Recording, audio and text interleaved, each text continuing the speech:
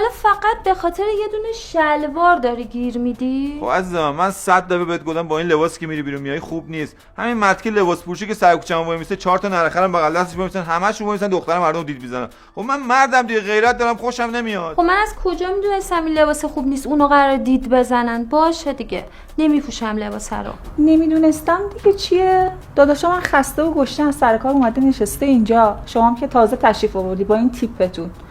خجالت نمیکشی با آب و ریمو بازی می‌کنی؟ ببخشید به تو کی گفت تو بحث ما دخالت کنی؟ یعنی چی؟ من خواهرتم. خواهرم این تاج سرم، این احترامت هم واجبه، ولی دلیل نمیشه تو مسائلی که بهت مربوط نیست دخالت کنی، به زن من توهین کنی. داداش من منظوری نداشتم. اگه جلوی تو با زنم راحت صحبت میکنم واسه اینکه تو رو خودم میدونم، ولی دلیل نمیشه به زن من توهین کنی. بابا حالا مگه چی گفت آبجی؟ حرف بدی نزد که. نزن داداش، حق با داداشم بود. تو خدا ببخشید من نباید دخالت می‌کردم.